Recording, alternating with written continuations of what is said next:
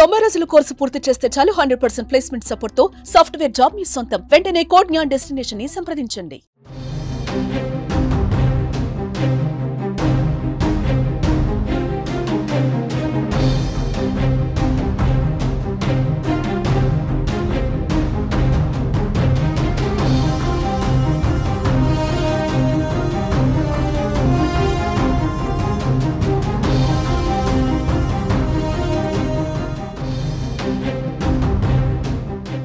BRS working president కేటీఆర్కు సుప్రీంకోర్టులో shock తగిలింది.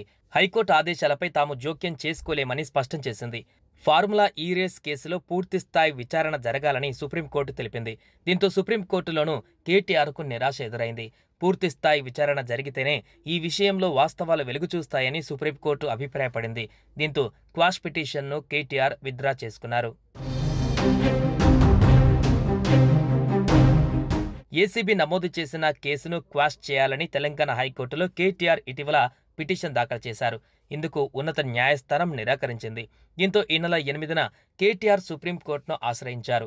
High court ఉత్తర్వులను సవాల్ చేస్తూ పిటిషన్ దాఖలు చేశారు. కేటీఆర్ పిటిషన్ పైన జస్టిస్ బేలా, ఎం త్రివేది, జస్టిస్ ప్రసన్న వర్లే ధర్మాసనం విచారణ జరిపింది. మరోవైపు కేటీఆర్ పిటిషన్ పైన ఎటువంటి నిర్ణయం తీసుకోవద్దంటూ తెలంగాణ ప్రభుత్వం సుప్రీంకోర్టులో కేవియేట్ దాఖలు చేసింది. ఇదిలా ఉంటే ఫార్ములా ఈ కార్ రేస్ కేసులో A1గా ఉన్న మాజీ మంత్రి కేటీఆర్ను ఈడీ అధికారులు గురువారం విచారించనున్నారు. ఈడీ ఆఫీసర్లు అడిగిన ప్రశ్నలకు ఆయన ఏం సమాధానం చెబుతారన్న దానిపైన ఉత్కంఠ నెలకొంది.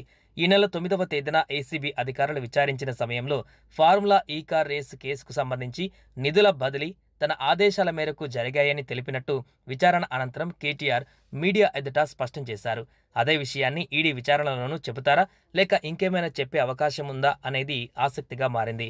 ఇప్పటికే ఈ కేసులో A2గా ఉన్న సీనియర్ ఐఏఎస్ అరవింద్ కుమార్ను, A3గా ఉన్న హెచ్ఎండిఏ మాజీ చీఫ్ ఇంజనీర్ బిఎల్ఎన్ రెడ్డిలను ఈడీ అధికారులు విచారించి వారి స్టేట్మెంట్ని రికార్డు చేశారు.